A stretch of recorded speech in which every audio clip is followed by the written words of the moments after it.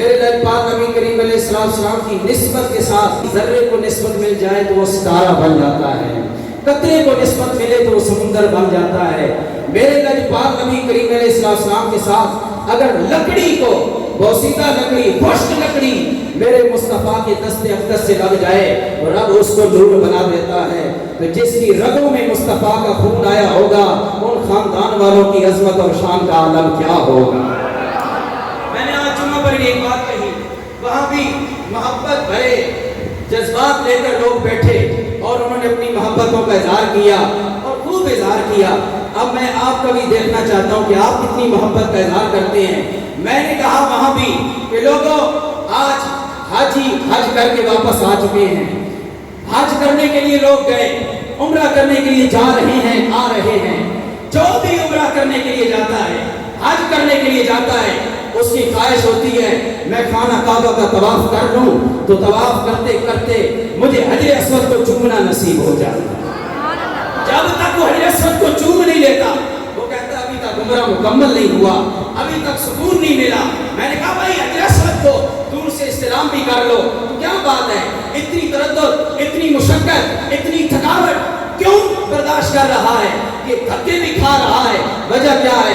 تو جواب ملتا ہے بھائی بات اس لیے ہے، بات یہ ہے کہ اس حجر اسود کو چومنا چاہتا ہوں، چومے بغیر گزارا نہیں ہوتا۔ میں نے کہا کیوں، کیا ایسی مجبوری ہے؟ شریعت میں جھوٹ بھی تو موجود ہے، استلام کر لو، دور سے اشارہ کر کے بس ہاتھ کو چوم لو، اس طرح بھی تو نبی پاک علیہ السلام کی سنت ہے، اس کو بھی تو اپنا لو۔ تو کہنے لگے نہیں جی نہیں، اس پتھر کو ضرور چومنا ہے، اس حجر اسود کو ضرور چومنا ہے۔ میں نے کہا کیوں چومنا ہے؟ کہاں اس لیے چومنا ہے کہ اس کو حسین کے نانا نے چوما ہے، اس کو مصطفیٰ نے چوما۔ حضرت عمر بھی کہتے ہیں اے حجر اسود میں تمہیں کبھی بھی نہ چومتا، تو نہ نفع دے سکتا ہے نہ نقصان دے سکتا ہے، لیکن عمر کی ایسی ہستی بھی اگر حجر اسود تجھے چوم رہا ہے تو اس لیے چوم رہی ہے یہ ہستی، عمر جیسا شخص بھی تمہیں چوم رہا ہے تو اس لیے کہ مصطفیٰ نے چوما ہے۔ میں نے کہا جس پتھر کو مصطفیٰ نے ایک بار، دو بار، چار بار چوما ہوگا، یہ تھوڑی گنتی میں آنے والا شمار میں ہے، اتنی بار چوما ہوگا جس پتھر کو نبی نے تو 4 مرتبہ چوما، اس پتھر کو چومنے کے لیے تو تڑپ رہا ہے۔ جس حسین کو مصطفیٰ نے کئی بار چوما ہے، اس حسین کی شان کا عالم کیا ہوگا؟ جس پتھر کو 4 مرتبہ نبی نے چوما وہ پتھر حجر اسود کو شان والا بن گیا ہے۔ مصطفیٰ جس کو ہنٹوں کو اس طرح چوسا کرتے تھے جس طرح کھجور کی کٹھلیاں کو چوسا جاتا ہے، اس حسین کی عظمت کا عالم کیا ہوگا؟ جس کی رگوں میں مصطفیٰ کا خون آیا ہے اس حسین کی عظمت کا عالم کیا ہوگا؟ علی بھی مزہ نہیں آئے بابا سبحان اللہ، اللہ تعالیٰ کا قرآن واپس کے سبحان اللہ۔ جو لوگ ابھی سوچ رہے ہیں کہ مفتی صاحب کو پوچھنا میں پھر سبحان اللہ صاحب، میں مفتی صاحب نے اجازت نہ رکھنا وہی آپ دے سبحان اللہ۔ سامعین محترم اور رب جلال کا قرآن مجید فرقان حمید سے ایک مثال پیش کر کے امام علی مقام کا مقام بیان کر کے آپ کی ذات والا صفات، آپ کی مقدس بارگاہ میں حاضری پیش کر کے میں اجازت چاہتا ہوں۔ آؤ امام حسین کا مقام کو سننے والوں ذرا دیکھو تو صحیح اللہ تعالیٰ نے قرآن مجید میں فرمایا لا اقسم بہذا البلد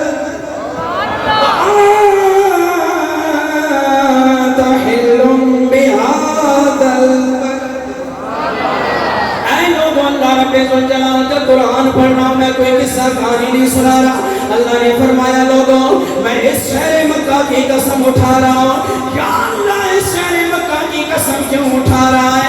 کیا وجہ؟ کیا ادھر خانہ کعبہ موجود ہے، تیرا پاکیزہ گھر ہے اس لیے؟ کیا ادھر حجر اسود ہے اس لیے؟ کہا نانا کیا بے زمزم ہے اس لیے؟ کہا نانا کیا مقام ابراہیم ہے اس لیے؟ یا رب ذوالجلال آپ اس مکہ شہر کی قسم اٹھا رہے ہیں؟ فرمایا نانا کیا یہاں صفا و مروہ اس لیے؟ نہیں نہیں، یہ ساری باتیں شان والی ہے، یہ سارے شرف والے مقام ٹھیک ہے، لیکن رب ذوالجلال نے نہ اپنے گھر کی وجہ سے قسم اٹھائی، نہ بے زمزم کی وجہ سے قسم اٹھائی، نہ مکہ کے اندر مقام ابراہیم خانہ کعبہ کے اندر موجود ہے اس کی وجہ سے قسم اٹھائی۔ رب ذوالجلال کی اٹھا رہا ہے. فرمایا وَأَنْتَ حِلٌّ بِهَٰذَا الْبَلَدِ, وہ لوگوں اس لیے شہر مکہ کی قسم اٹھا رہا ہوں, یہاں میرے یار کی تلیاں لگ گئی ہیں.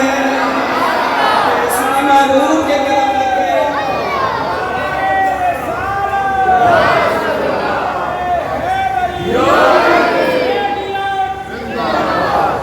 حسینیت زندہ باد, زندہ باد نہیں میرے قدم زندہ باد. حسینیت, حسینیت.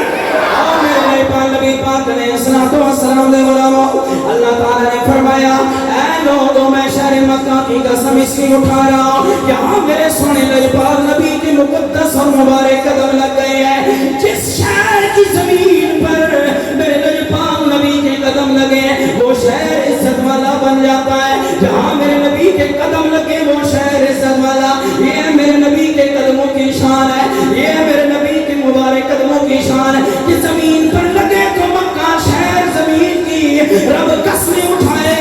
بتاؤ اگر نبی کے قدموں کا یہ عالم ہے, نبی کی مبارک ٹانگوں کا عالم کیا ہوگا؟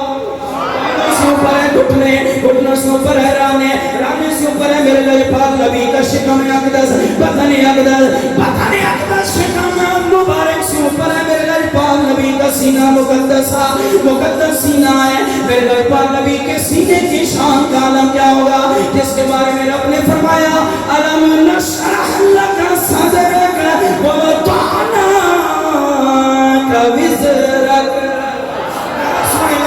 نبی ہم نے آپ کا سینہ کشادہ کر دیا ہے, کھلا کر دیا ہے. یہ سینہ بھی شان والا جس کا ذکر رب نے قرآن میں فرما دیا ہے. نبی کا سینہ کتنی شان والا جس کا ذکر رب ذوالجلال قرآن میں فرما رہا ہے. سینے کے اندر ہے دھڑکنے والا دل. ارے لوگوں اس دل مصطفیٰ کا عالم کیا ہوگا؟ میرے نبی کا وہ دل جس کے بارے میں اللہ نے فرمایا لوگوں ہم نے مصطفیٰ کے قلب اطہر پر اپنا پاک نورانی کلام قرآن نازل کیا. وہ دل مصطفیٰ کا عالم کیا ہے جس پر اللہ کا کلام نازل ہوا. اب دل کے اوپر ہے میرے لئے پاک نبی کی کاشان ہے, میرے لئے پاک نبی کے کندھے مبارک کندھے. اب کندھوں کی شان جتنی بالا ہے نبی کے قدموں کی یہ شان ہے. اگر مکہ کی زمین پر لگے تو مکہ کی قسمیں رب اٹھائے. نبی کے کندھوں کا عالم کیا ہوگا, نبی کے کندھوں کی شان کتنی بلند ہوگی. تو مجھے کہنے دو نبی کے قدم بھی بے مثال ہے, نبی کے کندھے اس سے بھی بڑھ کر بے مثال ہے. تو پھر سن لو ان کندھوں پر بیٹھنے والا حسین کتنا بے مثال ہوگا. حسین جو میرے لئے پاک نبی کے قدموں, میرے لئے پاک نبی کے کندھوں پر بیٹھا, میرے لئے پاک نبی قدموں کی شان ہے کہ رب جس جگہ پر قدم لگے ہیں رب اس جگہ کی قسم اٹھا رہا ہے. تو کندھوں کی شان کا عالم کیا ہوگا؟ اگر کندھوں کی شان اتنی اعلیٰ ہے تو کندھوں پر بیٹھنے والا زہرا کا لال حسین ابن علی کتنی شان.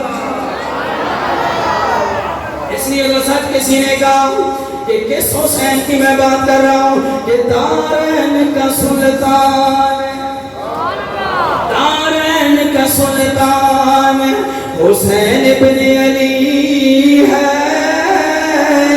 دارین کا سلطان بولو سبحان اللہ, دارین کا سلطان حسین ابن علی ہے.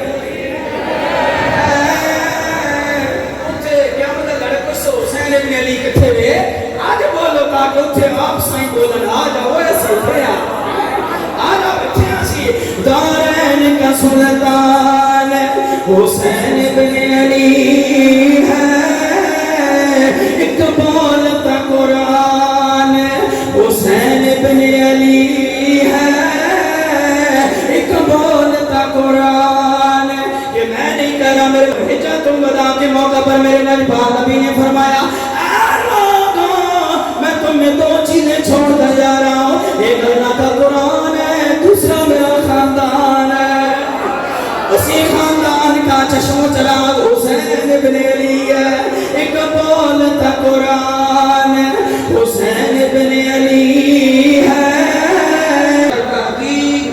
نعرہ حیدری, حسینیت, حسینیت, माशाअल्लाह सैयदना जिक्र होने बाद सैयद बादशाह रब्बना को सुभान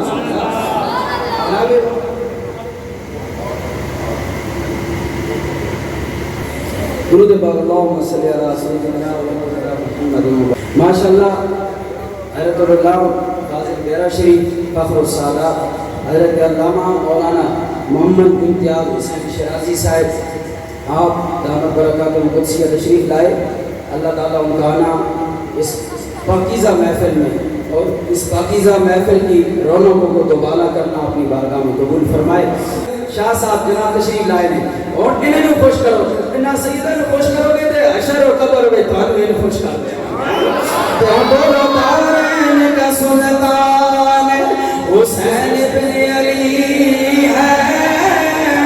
किबला शाह साहब देख रहे हैं कि मेरे नाने हुसैन का जिक्र किस तरह सुना ले रहे हैं, किस तरह सुन रहे हैं, किस तरह हुसैन इब्न अली नदियां मुबारक होते आ रहे हैं। जरा देख रहे हैं शाह साहब के बोलो तारन का सुल्तान हुसैन इब्न अली है। एक बोलता कुरान